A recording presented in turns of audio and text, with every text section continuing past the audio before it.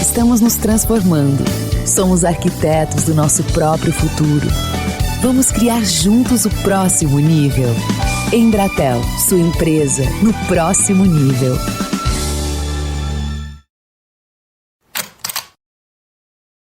Parece só morre de Covid. Você pega aí, você pode ver. Os hospitais estão com 90% da UTI ocupado.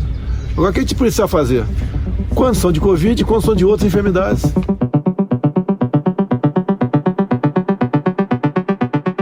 Você que acompanhou Ao Ponto já se acostumou com uma fala ou uma notícia logo na abertura que destaca o tema do dia, né?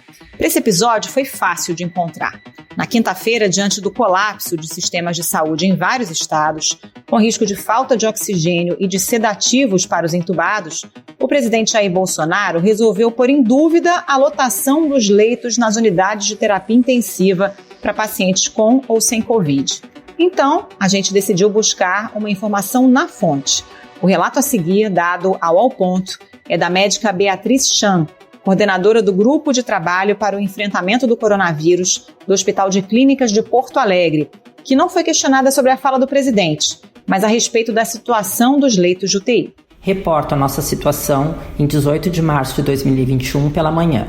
No serviço de emergência Covid, nós temos 61 pacientes, dos quais 50 são pacientes críticos. Desses críticos, 23 em ventilação mecânica. No CTI Covid, todos os 105 leitos ocupados. No CTI não Covid, que são 62 leitos, metade ocupados por pacientes pós-Covid, ou seja, aqueles que não estão mais contaminantes e podem ocupar outros leitos. Falas como a primeira, não essa da médica, mas a do presidente, são um símbolo do chamado negacionismo. É quando, diante de fatos que não convêm, uma pessoa ou um grupo negam a realidade. Buscam alternativas que distorcem informações ou simplesmente mentem.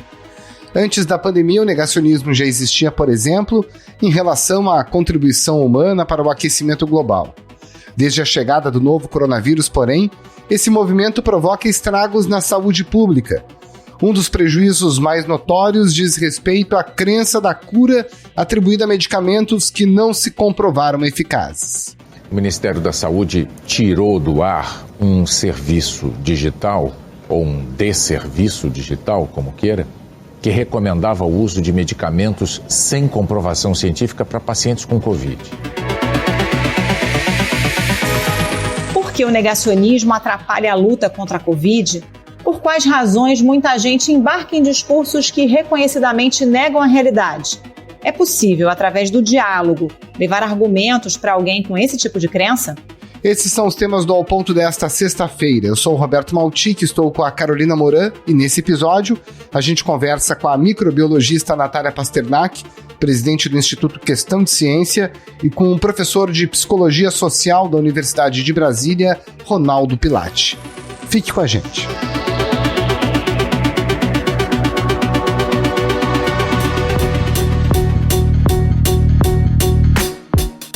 Natália Pasternak, vamos começar falando sobre o conceito. O que é efetivamente negacionismo? Negacionismo é quando você nega as evidências que estão estabelecidas cientificamente na sociedade como um consenso científico. Então, por exemplo, existe um consenso científico de que as mudanças climáticas são reais e são causadas pelo homem. Quem não aceita esse consenso científico, ou é porque não entendeu e daí realmente precisa de uma explicação científica, ou é porque nega, ou seja, quando você nega, mesmo em face das evidências, mesmo quando as evidências são apresentadas publicamente, mundialmente, você é um negacionista, você está negando as evidências que estão ali diante do seu nariz. A gente pode dizer que o negacionismo recrudesceu nesses tempos de pandemia, ou os negacionistas sempre estiveram por aí, agora que estão mais em evidência, Natália? Eu acho que a pandemia, Carol, ela trouxe outros tipos de negacionismo e ela deu força para alguns movimentos negacionistas que já existiam, como, por exemplo, o movimento anti-vacinas, que é um movimento que nega que vacinas são seguras e benéficas para a sociedade. Então, alguns negacionistas, eles sempre existiram e sempre vão existir. Negar a ciência, negar a realidade, faz parte da nossa história, até como seres humanos, faz parte a gente sempre ter um grupo que nega a realidade e que cria realidades paralelas onde de repente a vida é mais confortável ou é mais condizente com coisas que eles já acreditam. E durante a pandemia a gente viu esse movimento negacionista se ampliar. Então, aquele movimento que podia ser uma coisa muito isolada, como, por exemplo, os negacionistas do clima, os negacionistas da vacina, ou o pessoal da Terra plana, eram movimentos muito específicos, mas, de repente, o racional desses movimentos, que é o negacionismo, ele é transportado para dentro da pandemia quando a gente nega a ciência. E isso fica muito claro no discurso do presidente, quando ele nega a pandemia em si, quando ele nega a necessidade de medidas preventivas, quando ele nega vacinas, mesmo que seja uma determinada vacina, e quando ele nega a ciência e promove curas milagrosas. Informações temos que, em muitos casos, tem dado certo. Aconteceu comigo. Fiz um tratamento off-label e deu certo. Natália, qual é o papel do nosso desejo, o desejo individual, para se tornar um negacionista? Porque o que se percebe é que as pessoas às vezes simplesmente negam a realidade, como você mencionou, para se colocar num lugar mais confortável. O quanto que isso é verdade? Os movimentos negacionistas, eles costumam trazer um senso de pertencimento para os seus membros. Então, além de você confirmar algo que você já acreditava, como, por exemplo, você sempre teve uma desconfiança da indústria farmacêutica e, de repente, você começa a ter contato com o movimento antivacinas que confirma isso que você já achava, que a indústria farmacêutica realmente quer te enganar e quer te vender medicamentos e quer te vender vacinas que, na verdade, você nem precisa. Então, o negacionista, ele sente essa confirmação do que ele já acreditava e ele também se sente acolhido dentro de um grupo onde todo mundo pensa igual a ele e todo mundo se sente muito superior ao resto do mundo, porque eles sim sabem das coisas, o resto do mundo não sabe, o resto das pessoas está sendo enganado, mas eles não, porque eles sabem. Então te dá um senso de pertencimento, de superioridade e de confirmar crenças que você já tinha. Qual o peso de um líder negacionista num momento como esse da pandemia, Natália? A gente sabe que o presidente Jair Bolsonaro, desde o começo da pandemia, disse que seria uma gripezinha, que não era para tanto alarde, mas há outros líderes no mundo que seguiram a mesma cartilha e o mesmo discurso, e em todos esses países o combate à pandemia fracassou, né? Com certeza, Carol. A diferença é que Bolsonaro, ele tem consistentemente negado a pandemia desde o começo, negando a pandemia em si, as medidas preventivas, a ciência que diz que as curas milagrosas não funcionam e a necessidade de vacinas. E isso ele fez de uma maneira onde nenhum outro país, pelo menos nenhum outro país do nosso tamanho e do Ocidente, fez. Então, mesmo nos Estados Unidos, por exemplo, o presidente Trump também foi um negacionista enquanto ele estava na presidência. Ele também promoveu curas milagrosas, mas ele não negou todos os aspectos da pandemia, tanto que ele comprou vacinas, ele fez o Warp Speed, né, para conseguir acelerar a produção das vacinas americanas, então ele colocou dinheiro nisso e ele garantiu vacinas para o país. O presidente Biden anunciou hoje a compra de mais 100 milhões de doses da vacina Johnson & Johnson. Isso eleva para 800 milhões o número de doses fornecidas ao governo americano este ano. Vai sobrar vacina. E Bolsonaro não. Bolsonaro nega todos os aspectos da pandemia. É impressionante como alguém consegue errar em tudo, em todos os aspectos. É como se a gente, fizesse aquele sorteio de você acertar cartas do baralho ao acaso, e a probabilidade de alguém errar todas ao acaso também, né, é uma probabilidade pequena. Bolsonaro conseguiu errar todas as cartas do baralho. E de que forma essa liderança, com esses aspectos negacionistas, acabam atrapalhando o enfrentamento da Covid? Bolsonaro, infelizmente, ainda é visto como um líder por grande parte da população. E isso acontece exatamente porque grande parte da população ainda se identifica com os valores dele, e ele é um líder carismático para essa porção da população.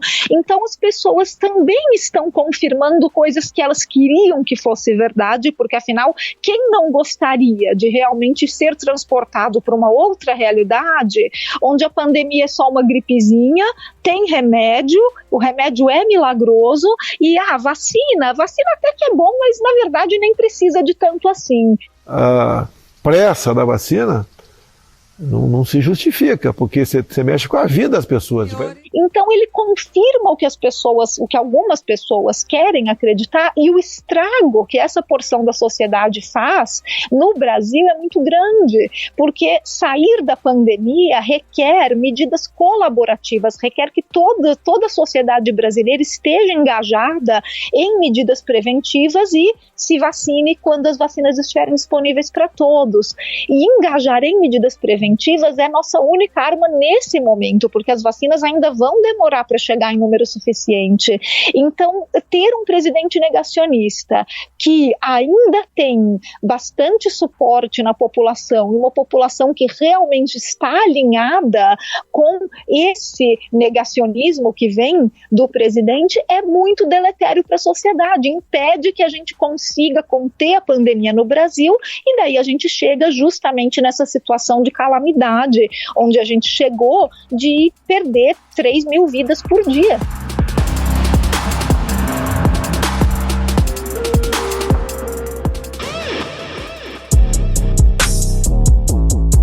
Agora, por outro lado, né, Natália, a pandemia também suscitou um debate muito mais intenso a respeito da ciência, o surgimento de divulgadores científicos que antes a gente ou não conhecia ou realmente não estavam dedicados a esse tipo de trabalho. Depois que isso tudo passar, o que você acha que vai ficar de legado aí de combate ao negacionismo? O que eu acho que se criou de mais bonito na comunicação da ciência durante a pandemia foi essa interação constante entre a ciência e a mídia. A gente nunca teve uma colaboração tão próxima de cientistas e jornalistas.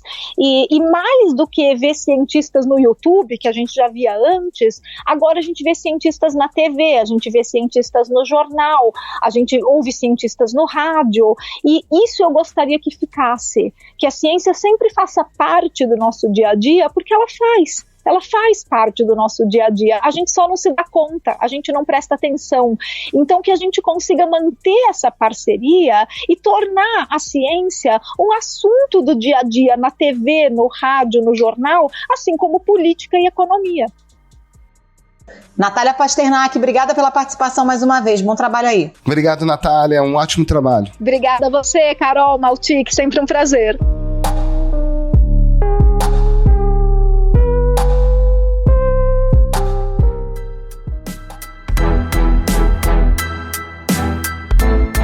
Dr. Ronaldo Pilatti, a gente está vivendo uma época de medo, de apreensão, medo de morte, medo de perder o emprego, medo de ficar sem dinheiro. O quanto que esses fatores contribuem para a gente acabar embarcando num pensamento negacionista? Olha, Roberto, o pensamento negacionista sobre negação de fatos, evidências e orientações da ciência, ele depende de vários fatores, né? Esses que você elencou, listou na sua pergunta, eles contribuem, né, fazem parte do conjunto de elementos que eles são relevantes para a gente entender isso, mas não são o número total de fatores, né? Tem outras coisas que a gente deve levar em consideração. Sobre esses aspectos relacionados ao negacionismo científico e a negação da orientação, né, da ciência em relação ao combate da pandemia, por exemplo, a gente deve considerar também que as pessoas precisam de informações, por exemplo, do ambiente social delas, que contradiga as orientações, né, até para justificar as eventuais crenças e formas de compreender a pandemia que elas mesmas já tenham criado. Então, assim, para a gente entender essa questão do negacionismo, não é suficiente a gente imaginar, por exemplo, que existem pessoas que são negacionistas e pessoas que não são negacionistas. Não é uma questão só das diferenças entre as pessoas, mas é muito importante a gente entender um contexto social que reforce essas crenças, que dê inclusive justificativa para as crenças que as pessoas mantêm. Então, um contexto, como a gente está vivendo, de insegurança, de incerteza, ele vai produzir uma série de fatores nesse caldo, mas se nós não tivéssemos um ambiente social, especialmente nesse caso que a gente está vivendo, um ambiente social virtual, onde essas crenças negacionistas estejam sendo compartilhadas, a gente não poderia entender esse fenômeno de negação, né? Então, esse é um aspecto que a gente deve sempre levar em consideração quando tenta compreender por que há tanto negacionismo, né? Se não tivéssemos um ambiente social onde essas ideias estivessem circulando e essas ideias se juntam às expectativas, muitas vezes prévias que as pessoas têm, às vezes expectativas que estão sendo mobilizadas, né, por essa questão da incerteza em relação ao emprego, né? Então junta o que você quer acreditar com a informação que confirma daquilo vindo do ambiente das interações sociais, são os motores fundamentais para a gente entender esse movimento negacionista tão importante que a gente está vendo.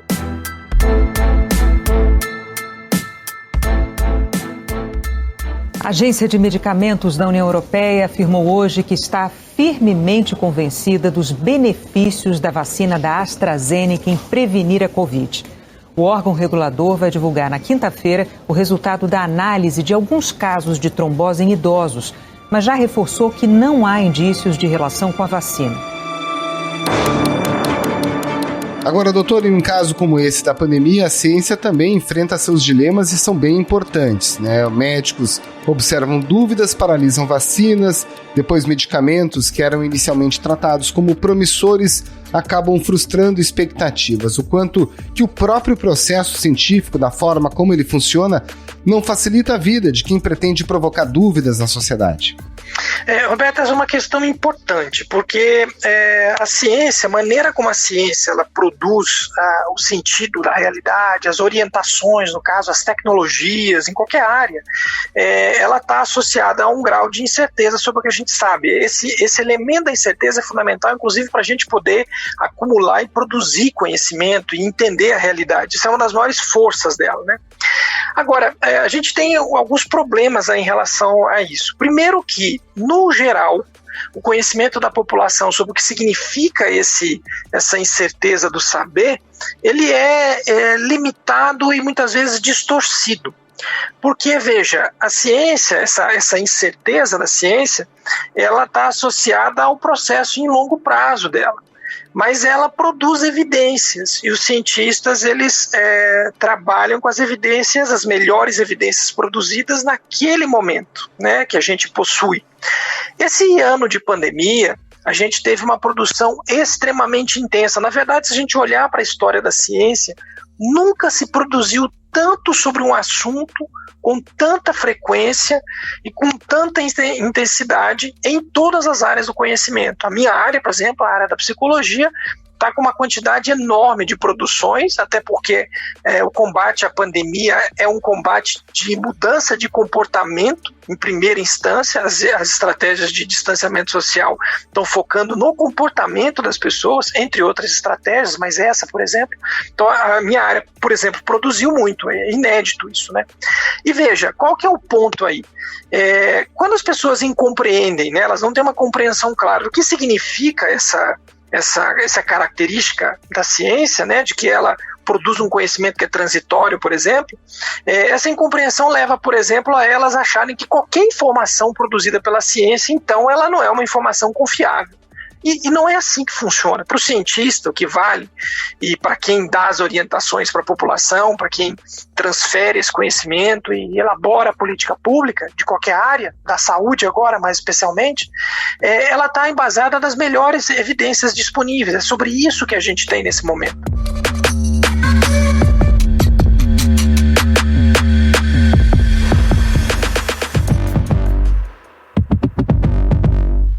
Doutor, o negacionismo e as consequências dessa desinformação, o quanto que elas acabam prejudicando o combate à pandemia? Olha, entendendo que o negacionismo é parte do problema de enfrentamento geral que a nação está tendo em relação às medidas, é um problema complicado, a gente tem que assumir. Uma pandemia não é uma questão trivial, né?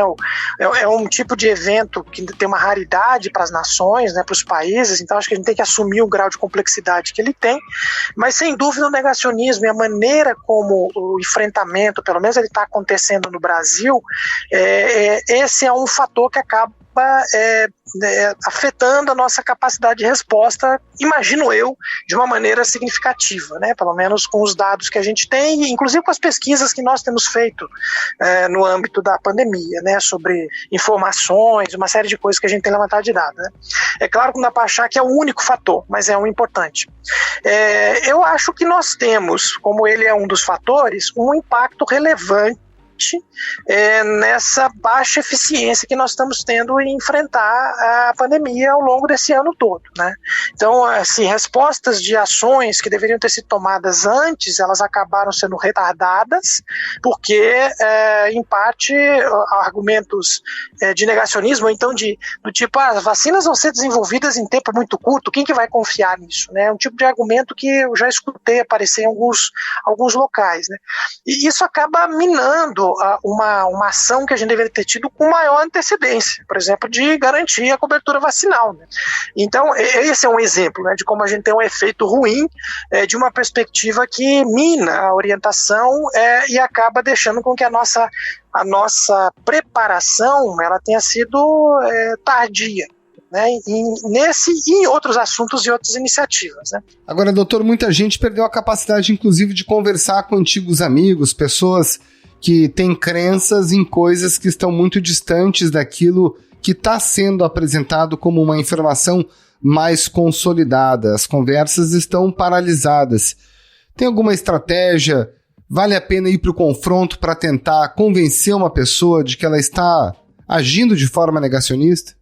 Olha, Roberto, é sempre uma coisa, a gente tem vivido, né, acho que sobre a pandemia é um exemplo, agora todo esse processo de polarização que a gente tem vivido das discussões políticas, ou então a frequência com que a maior parte das conversas às vezes descambam para posições políticas, né, com uma frequência maior, a gente tem visto isso nos últimos anos. Eu acho que a pandemia, nesse caldo, ajudou a intensificar algumas coisas, né.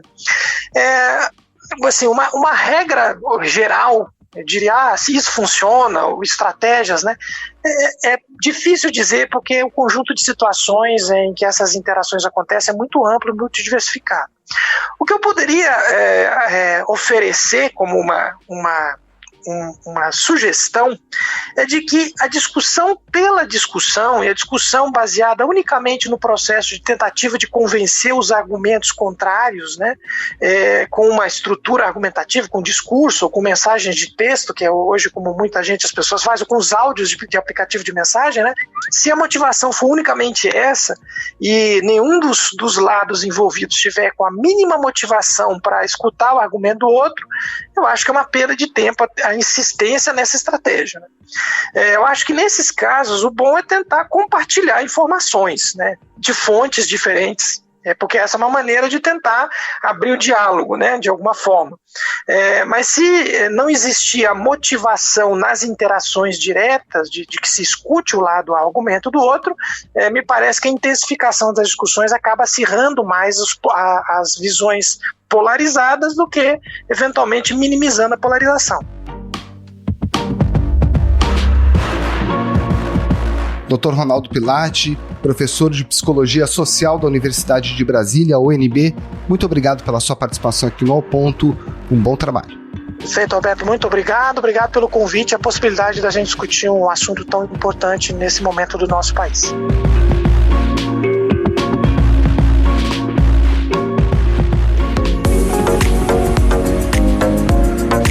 Oi, pessoal, eu sou o Ronaldo Lemos e eu queria convidar vocês para ouvir o podcast Juntos no Próximo Nível, uma parceria da Embratel com o Valor Econômico. A cada episódio, eu converso com experts em tecnologia e lideranças de mercado sobre a nova cara dos negócios no mundo pós-pandemia.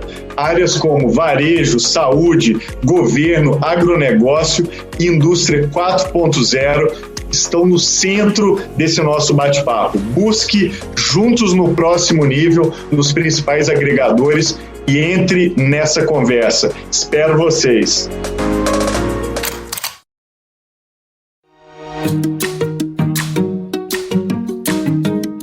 Esse foi o Ponto de hoje, o podcast diário da redação do Globo. Nessa conversa a gente conta com a participação de toda a equipe do jornal, as mesmas pessoas que levam até você informação e análise de qualidade todos os dias. Quer saber mais? Assine o Globo. Acesse assineoglobo.com.br e confira todas as notícias e reportagens especiais. A edição é do João Guilherme Lacerda. Tchau. Até mais.